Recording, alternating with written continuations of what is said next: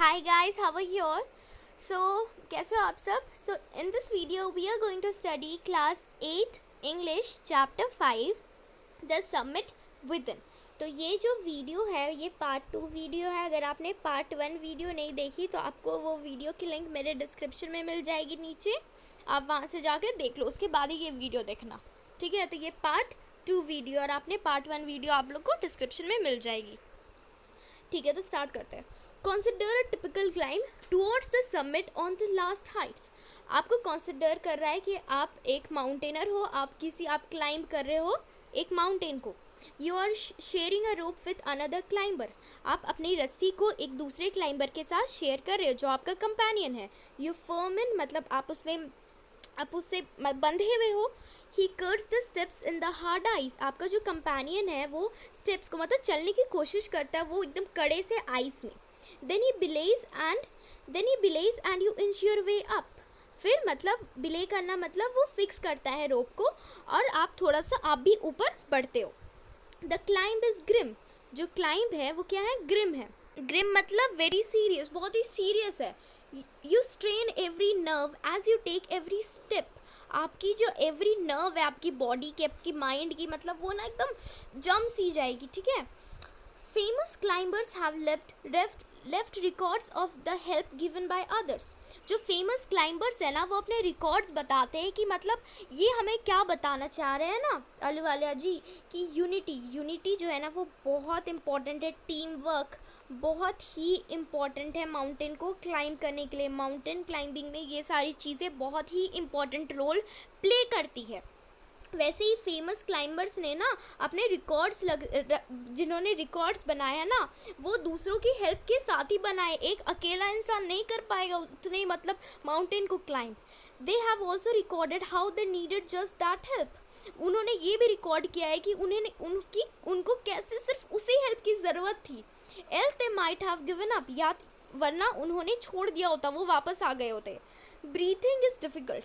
उतने high altitude पे तो ब्रीथिंग तो डिफ़िकल्ट होगी ही. You curse yourself for having let yourself in for this. You wonder why you ever undertook the ascent. आप अपने आप को ही बोलने लगोगे बुरा भला कि आपने चढ़ने का सोचा. आप तो अच्छे भले थे, ज़मीन पे ठीक ही थे, आपने चढ़ने का क्यों सोचा? आप वंडर करने लगोगे कि आपने क्लाइंब एसेंट का मतलब क्लाइंब करना का क्यों सोचा. There are mountains when you feel like going back. वहाँ पे ना there are movements when you feel like going back. वहाँ पे कुछ मूवमेंट्स आ जाते हैं जहाँ पे आपको लगता है अब मेरे से नहीं हो पाएगा, मुझे वापस जाना है. It would be sheer relief to go down instead of up.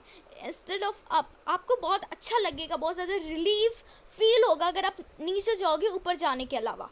But almost at once you snap out of that mood. There is something in you that does not let you give up. पर जैसे ही आप मतलब देखो, snap out का मतलब होता है कि मतलब आप अचानक से क्या होता है ना, आपके जो मूड है, आप सोच रहे थे आपको नीचे जाना चाहिए, कितना प्लेजेंट फीलिंग होगा, अचानक से आप उस मूड से हट जाते हो, आप भूल जाते हो मैंने क्या सोचा, आप फिर चलना स्टार्ट कर देते हो. आपके अंदर कुछ ऐसी चीज़ होती है ना जो आपको गिव अप करने नहीं देती है. The struggle and you go on. आप मतलब इतना ज़्यादा स्ट्रगल करते हो फिर भी आप चलते जाते हो. योर कंपेनियन, आपको जो कंपेनियन है वो आपके साथ जाता है और वो आपको बोलता है जस्ट अनदर 50 फीट. आपको अपने दिमाग में भी रखना है कि आप 50 फीट और बस 100 में भी 50 नहीं तो 100 होगा. आप खुद से पूछते हो इज़ देयर नो एंड. आपको कभी कभी ऐसा मौका आता है कि आपको खुद से पूछना पड़ता है कि क्या आपको एंड नहीं है, मुझे चलते ही जाना है क्या. You look at your companion and he looks at you. आप अपने companion को देखते हैं, आपका companion आपको देखता है. You draw inspiration from each other and then without first being aware of it, you are at the summit. आप लोग दोनों साथ में एक दूसरे को मोटिवेट करते हुए, इंस्पायर करते हुए ऊपर चलते जाते हो और लास्ट में आपको पता भी नहीं चलता और आप समिट पे, उस पीक पे, एवरेस्ट पे पहुंच जाते हो. Looking round from the summit, you tell yourself that it was worthwhile. Other silvery peaks appear through the clouds. If you're lucky, the sun may be on them. जब आप summit से आसपास देखते हो ना तो आपको लगता है ना कि ये वर्थ वाइल है, कि हाँ मैंने जो किया ना इसका मतलब बहुत अच्छा काम किया मैंने ये। और आसपास के, जैसे ये एक माउंटेन है, इसके आसपास के भी जो भी सिल्वरी पीक्स होते हैं सिल्वर कलर के ना, वो क्लाउड से, मतलब क्लाउड्स, मतलब इतना ऊंचाई में तो क्लाउड्स रहते हैं, तो क्लाउड से दिखते हैं। और अगर आप लकी हुए ना तो सन भी उनमें कभी कभी आपको दिख जाता है। The surrounding peaks look like a jewelled necklace around the neck of your summit. तो जो आसपास की जो चोटियाँ रहती है, पीक्स रहते हैं ना, वो ऐसे लगता है ना कि आपके समिट को वो सजा रही है गहनों से।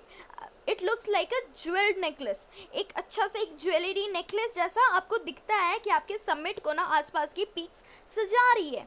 Below you see vast valley sloping into the distance. उसके नीचे आप देखोगे ना कि बहुत सारी वैलीज है जो कि ऐसे स्लोपिंग फॉर्म में, ठीक है, आपको दूर में दिखेगा। It is an ennobling, enriching experience to just look down from the summit of a mountain. ये बहुत ही इनॉबलिंग और एनरिचिंग एक्सपीरियंस होता है ना, नीचे देखना माउंटेन के समिट से, एक बहुत ही वर्थ वाइल एक्सपीरियंस होता है। You bow down and make your obeisance to whichever god you worship. आप अपने घुटनों पे बैठ जाते हो समिट पे, और फिर आप ऑब्सेंस मतलब शो योर ओबीडियंस और सबमिशन, मतलब ध्यान में लग जाते हो अपने भगवान के लिए। आप उनको, भगवान को, आप जिस भी गॉड को वर्शिप करते हो उनको थैंक यू बोलते हैं कि हाँ मैं यहाँ तक, मतलब एट लास्ट मैं वहाँ पे पहुँच ही गया। I left on Everest a picture of Guru Nanak. तो जैसे आपको आलू आलिया जी के नाम से ही पता चलता है दैट ही सिख, वो सिख है, तो वो बोलते हैं वैसे ही कि उन्होंने, वो गुरु नानक जी के फॉलोअर्स है, तो उन्होंने एक गुरु नानक जी की पिक्चर एवरेस्ट पे छोड़ दी। और रावत ने एक गॉडेस दुर्गा माता की पिक्चर छोड़ दी। फूदौरजी ने एक रिलिक छोड़ा बुद्धा का, वो एक फूदौरजी ना जो है वो बुद्धिज्म के फॉलोवर होंगे, तो उन्होंने रिलिक मतलब कुछ चीज़ जो कि बुद्धा से रिलेटेड थी, उन्होंने वो एवरेस्ट पे छोड़ दिया। Edmund Hillary had buried a cross under a crane, a heap of rocks and stones in the snow. Edmund Henry ने एक क्रॉस को बरी किया, ठीक है, क्रिश्चियन के वो जो क्रॉस होते हैं ना, उसे बरी कर दिया एक क्रेन के अंदर। क्रेन मतलब एक, मतलब ऐसे तो हर जगह आइस होती है ना, पर एक रॉक, मतलब बहुत ज़्यादा पत्थर होंगे, उसके नीचे उन्होंने एक बरी कर दिया क्रॉस को। This are not symbols of conquest but of reverence. ये बहुत ही अच्छा लाइन है कि ये ना कॉन्क्वेस्ट के सिंबल नहीं है, कि जितने भी इंसान थे वो बरी कर रहे थे अपने अपने जो भी, मतलब भगवान की कुछ चीज़ें, तो मतलब ये सिंबल नहीं थे कॉन्क्वेस्ट के कि विक्ट्री के, हाँ मैं जीत गया, मैं एवरेस्ट पे मैंने क्लाइंब कर लिया, बट ऑफ रेवरेंस, मतलब एक थैंकफुलनेस के, कि हाँ मैंने भगवान को, आप एक थैंकफुलनेस बोल रहे हो कि हाँ मैंने एट लास्ट मैंने ये सब कुछ कर ही लिया, ठीक है।